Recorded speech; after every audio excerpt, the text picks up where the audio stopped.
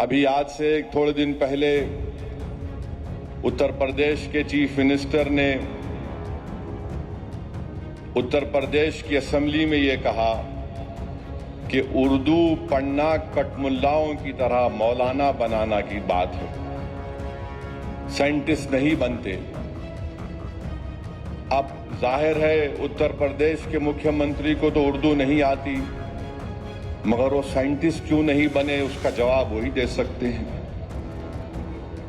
उत्तर प्रदेश के मुख्यमंत्री ने कहा कि उर्दू पढ़ने से कटमुल्ले बनते हैं।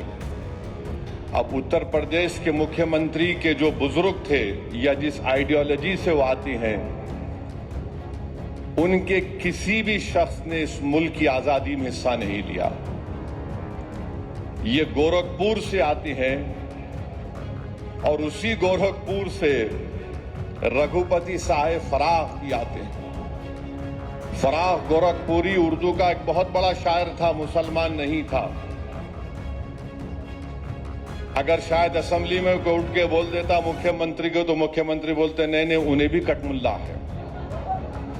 तो ये इनके ये इंटेलेक्चुअल कैपेसिटी है इनकी। फराह गोरखपुरी गोरखपुर के शायर थे, उर्दू के बहुत बड़े शायर थे। अब मेरे अजीज दोस्तों और बुजुर्गों, जिसके जहन और दिल पर गहन लग चुका है, तो दुनिया की कोई रोशनी उसके सर पे नहीं पहुंच सकती।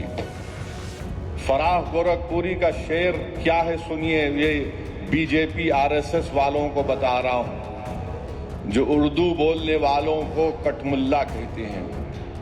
फराह गोरखपुरी ने कहा था, सरजमीन हिंद पर अक़वाम आलम के फराख, सरजमीन हिंद पर अक़वाम आलम के फराख, काफिले बसते गए हिंदुस्तान बनता गया।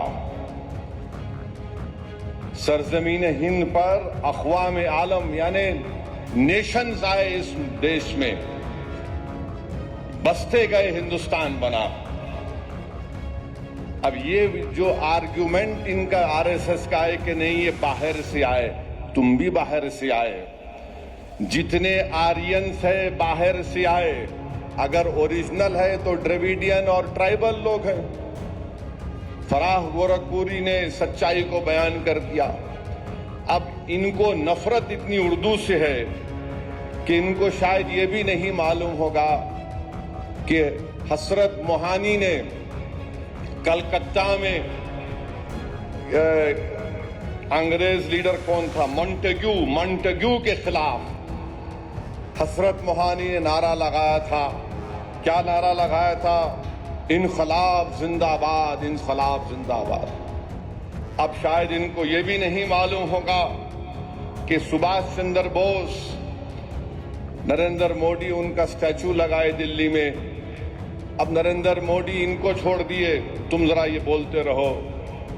सुभाष चंद्र बोस जो आजाद हिंद फौज बनाए थे, उसका नारा क्या था? इत्तेहाद, एतेमाद और कुर्बानी। इत्तेहाद, एतेमाद और कुर्बानी नारा था सुभाष चंद्र बोस का, नेताजी सुभाष चंद्र बोस का।